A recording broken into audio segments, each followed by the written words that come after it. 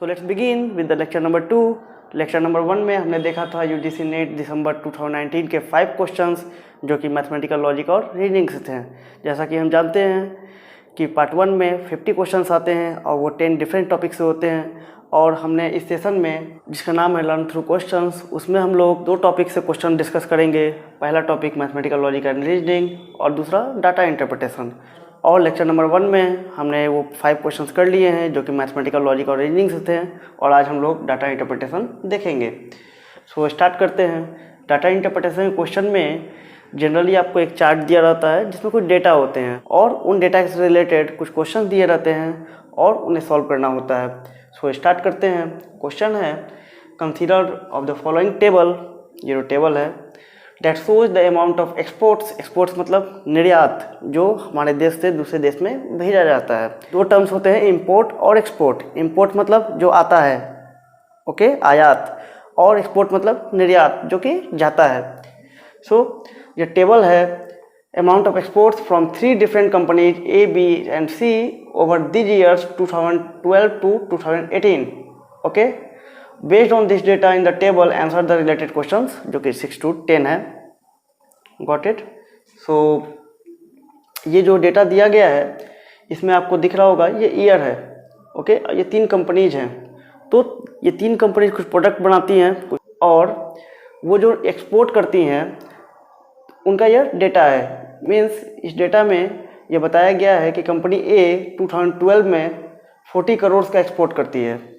उसी तरह company B same year में 90 करोड़ और कंपनी C सेम ईयर में 70 करोड़ का। आगे वही कंपनी A 2013 में 30 करोड़ का ज़्यादा एक्सपोर्ट करती है और इस साल वो 70 करोड़ का एक्सपोर्ट करती है। कंपनी B 50 करोड़ का एक्सपोर्ट करती है, जबकि उसने पिछले साल 90 करोड़ का एक्सपोर्ट किया था। डैट मीन्स इस साल उसने प्रोडक्शन कम किया है या फिर उसकी डिमांड कम थी। और कंपनी C ने प्रोग्रेस किया है। पिछले साल उसने 70 करोड़ का बिजनेस किया था, 70 करोड़ का एक्सपोर्ट किया था। इस बार उसने 100 करोड़ का एक्सपोर्ट किया है। तो इस तरह कुछ डेटा दिए गए हैं। अब इस डेटा से रिलेटेड क्वेश्चन हम 1 by 1 करते हैं, ओके। तो पहला क्वेश्चन है how many of the given years were the exports from company A more than it's average annual exports over the given years. Meaning कि कंपनी A ने कितने साल जो एवरेज एनुअल एक्सपोर्ट है उससे ज़्यादा इंडिविजुअल ईयर में एक्सपोर्ट किया है, ओके। मतलब इसका कि जो इसका एवरेज होगा, कंपनी A है और ये इसने 6-7 सालों में इतना बिजनेस किया है, इतना एक्सपोर्ट किया है, इसका जो एवरेज होगा, और एवरेज हम निकालें तो इसका एवरेज क्या होगा। एवरेज का फॉर्मूला मैंने आपको लास्ट वीडियो अगर आपने देखा होगा तो मैंने डिस्कस किया था। एवरेज वेरी सिंपल, एवरेज काफ़ी सिंपल होता है। So average equals total value upon number of items, years और पर्सन्स। ये डिपेंड्स ऑन क्वेश्चन है कि यहाँ पर क्या होगा। तो इस क्वेश्चन में एक्चुअली हमें निकालना है एवरेज एक्सपोर्ट कितना हुआ है, average annual export of A। तो निकालते हैं हम average annual export of A। वो कितना होगा, टोटल वैल्यू कितनी होगी इसकी, उसने टोटल 7 सालों में कितना एक्सपोर्ट किया है। Got it. हम निकालेंगे टोटल 7 सालों में कितना एक्सपोर्ट किया है। सो 40 + 17 110 + 50 160 + 80 240 + 110 यानी 350 + 60 410 + 30 130, तो 540, ओके। तो टोटल एनुअल एक्सपोर्ट कितना हुआ, 540। और कितने साल लगे इसको, नंबर ऑफ आइटम्स या नंबर ऑफ ईयर्स, यहाँ ईयर्स में काउंट किया गया है। कितने साल लगे टोटल इसको इतना एक्सपोर्ट करने में, इतना रुपया बिजनेस करने में। सो ये था करोड़ RS।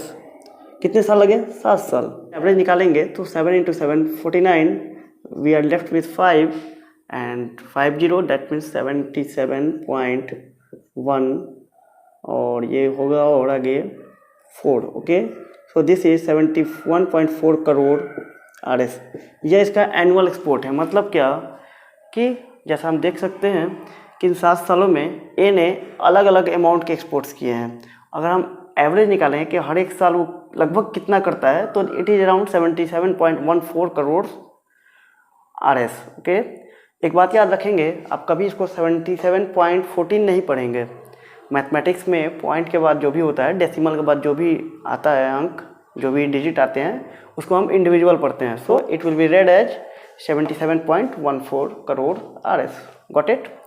अब हम क्वेश्चन पाते हैं। क्वेश्चन में पूछा गया है कि कितने ऐसे साल हैं जब ए ने इससे ज़्यादा एक्सपोर्ट किया हो, यानी कि हम वो साल निकाल लेंगे, वो साल को काउंट करेंगे, उन ईयर्स को काउंट करेंगे जब ए ने इससे ज़्यादा एक्सपोर्ट किया हो, 77.14 से ज़्यादा। तो 2012 में ए ने 40 करोड़ एक्सपोर्ट किया था। क्या ये 77.14 से ज़्यादा है? नो, ये 77.14 से कम है। सो ये हमारा आंसर में नहीं आएगा। 2013 में इसने 70 का किया है बिजनेस, तो क्या ये आएगा? नहीं आएगा। नेक्स्ट 2014 में 50, ये भी कम है 77 से। 2015 में इसने 80 करोड़ का बिजनेस किया है, विच इज़ ग्रेटर देन 77.14, सो इसको हम इंक्लूड करेंगे। ओके, नेक्स्ट 2016 में 110 which is also greater than 77.14, सो इसको भी हम लेंगे। अगेन 2017 में इसका बिजनेस घट गया और ये 60 करोड़ का बिजनेस करता है, जो कि 77.14 से कम है। नेक्स्ट 2018 में इसने बिजनेस किया है 130 करोड़ का, which is almost 190% of 77.14 crore. Okay, so ये भी हमारे आंसर में शामिल होगा। सो इस तरह हमें टोटल 3 ईयर्स ऐसे मिले जब ए का बिजनेस यानी ए का एक्सपोर्ट एनुअल एक्सपोर्ट से ज़्यादा था, तो हमारा आंसर क्या होगा? बी। Got it? चलिए नेक्स्ट क्वेश्चन पर मूव करते हैं। नेक्स्ट क्वेश्चन क्या है? नेक्स्ट क्वेश्चन बोलता है in which year the absolute difference between exports from company A and B was minimum. इस क्वेश्चन का मतलब यह है, जैसा कि आप देख सकते हैं ए और बी दोनों अपने अपने आइटम्स एक्सपोर्ट्स करते हैं और अलग अलग अपना बिजनेस करते हैं। 2012 में ए ने 40 करोड़ का बिजनेस किया है और बी ने 90 करोड़ का। ओके, 2013 में इसने बिजनेस किया था 70 करोड़ का और बी ने बिजनेस किया था 50 करोड़ का। इसी तरह वो अलग अलग साल में अलग अलग बिजनेस करते हैं। तो इस क्वेश्चन में पूछा गया है ए और बी में जो डिफरेंस होगा उनके एक्सपोर्ट्स में जो वैल्यू आएगी वो किस साल सबसे मिनिमम है? 7 का।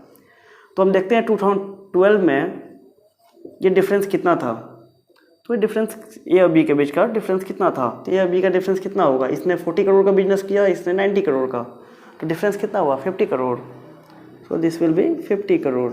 ओके, 2013 में इसने कितना बिजनेस किया? 70, इसने 50, डिफरेंस 20 करोड़। ओके, यहाँ पर एब्सोल्यूट डिफरेंस पूछा गया। एब्सोल्यूट डिफरेंस में मतलब कि आप ए में से बी घटाएं या बी में से ए घटाएं, आपको पॉजिटिव वैल्यू ही लेनी है। ओके, इस केस में ए माइनस बी निगेटिव होता है, -50 करोड़। बट इसने बोला एब्सोल्यूट वैल्यू, आपको केवल उस मैग्नीट्यूड से मतलब है, आपको प्लस माइनस से मतलब नहीं होना चाहिए। ए बड़ा हो या बी बड़ा हो उससे हमें कोई मतलब नहीं है, दोनों के बीच का डिफरेंस हमें देखना है। ओके, तो 2013 में इसमें 20 करोड़ का डिफरेंस था, 2014 में अगेन 20 करोड़ का डिफरेंस है। तो आप देख सकते हैं कि यह डिफरेंस है ए और बी का। अब हम मूव करते हैं अपने क्वेश्चन पे। क्वेश्चन में क्या था कि ए और बी का डिफरेंस कब मिनिमम है? मिनिमम सबसे कम कब है? 2020 50 करोड़, 2030 20 करोड़ का डिफरेंस है, 2014 20 करोड़, 2015 10 करोड़। सो ये सबसे कम दिख रहा है अभी तक में। फिर आगे देखते हैं 20 crore, 50 crore and this is 20 crore. So ये सबसे कम हो गया, so this will be our answer. So 2015 में ए और बी ने अभी तक जितने एक्सपोर्ट्स किए थे प्रत्येक ईयर में, उसमें जो डिफरेंस था सबसे कम था 2015 में। ओके, नेक्स्ट क्वेश्चन पर मूव करते हैं हम लोग and this is question number 8। What was the difference between the average exports of 3 companies in 2017 and average exports of 3 companies in 2012? यानी कि 2017 में जो तीनों कंपनीज ने अपने एक्सपोर्ट्स किए हैं उनका एवरेज और 2012 में जो तीनों कंपनीज ने एक्सपोर्ट्स किए हैं उसका एवरेज के बीच का डिफरेंस क्या होगा? तो आप समझेंगे। पहले क्वेश्चन पूछा गया है difference between average of 2017 and average of 2012। Got it? So ये डिफरेंस चाहिए, पहले हम डिफरेंस पूछ रहे हैं। सो एवरेज ऑफ 2017 निकालते हैं। एवरेज ऑफ 2017 क्या होगा? 2017 में इसने 60 करोड़ का बिजनेस किया, इसने 110, इसने 90, सो it will become 110 and 90 200 and 60 260/3।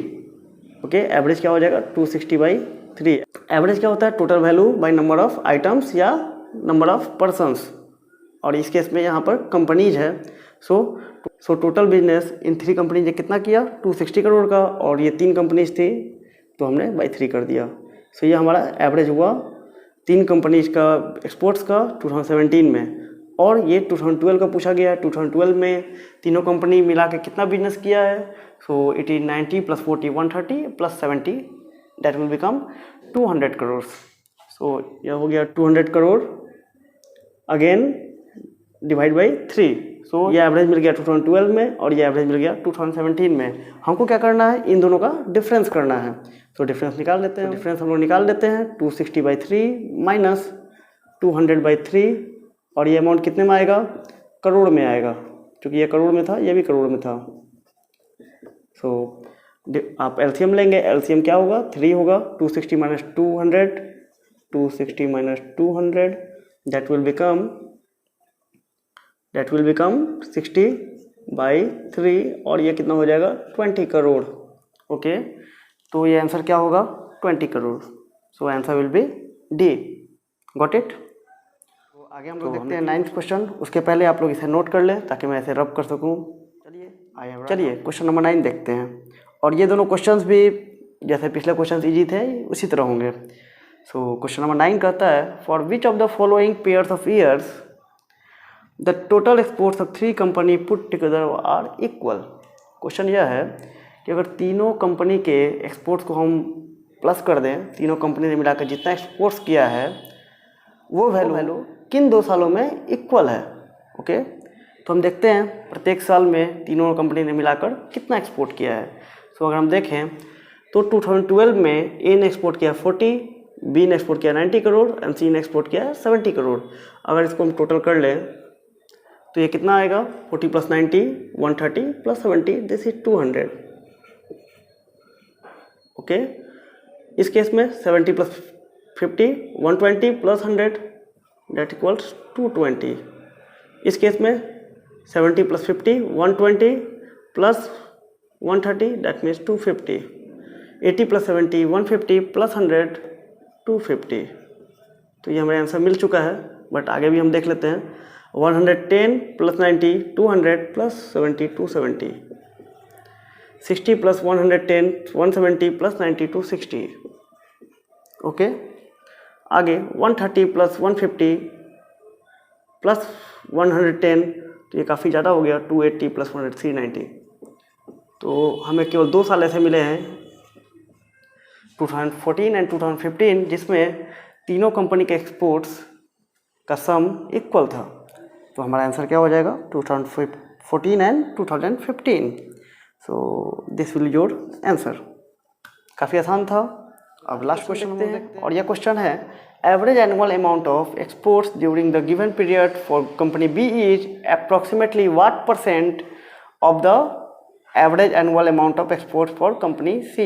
इसका मतलब यह है कि कंपनी बी ने इन 7 सालों में जितना एक्सपोर्ट किया है उसका एवरेज अगर निकालें, और उन्हीं 7 सालों में कंपनी सी ने जितना एक्सपोर्ट किया उसका एवरेज निकालें। ओके, तो बी का एवरेज सी के एवरेज का कितना % होगा? बी का एवरेज सी के एवरेज के कितना % होगा? तो देखते हैं हम बी का पहले एवरेज निकालते हैं कि बी ने 7 सालों में कितना एक्सपोर्ट किया है। तो बी ने टोटल एक्सपोर्ट पहले कितना किया वो देखते हैं। सो this is 0, 9 + 5 14 + 21 28 37 48 and this is 63. So this is 630. Okay, so B ने 630 करोड़ का बिजनेस किया है 7 सालों में। तो एवरेज कितना हो जाएगा? Average export of be in 7 years. तो कितना किया इसने? 630/7, और ये कितना हो जाएगा? 90। तो एवरेज बी ने 7 सालों में हर साल लगभग 90 करोड़ का बिजनेस किया है। अब हम देखते हैं सी का। तो सी ने कितना बिजनेस किया है 7 सालों में? तो यह होगा 7 + 10 17 + 13 30 + 10 40 + 7 47 + 9 56 + 11 67। तो इसने बिजनेस किया है 670 करोड़ का। तो average export of C in 7 years is 670/7, और यह इक्वल होगा अप्रॉक्सीमेट, क्योंकि हमें अप्रॉक्स वैल्यू लेने को बोला गया है, अप्रॉक्स। तो देखते हैं 7 इंटू 9 63, आपके हाथ में बचेगा 40, तो 7 into 6 42। So this is around 96 crore, around 96 crore. हमें एग्जैक्ट वैल्यू नहीं लेनी है, हमें अप्रॉक्सीमेटली से काम हमारा चल जाएगा। सो एवरेज कितना हुआ सी का 7 सालों में 96 करोड़, एवरेज कितना हुआ बी का 7 सालों में 90 करोड़। हमें क्या निकालना है कि average annual export of company B is how much % of average annual export of company C. तो हम मान लेते हैं कि let suppose company B average annual export is X% of company C annual average exports.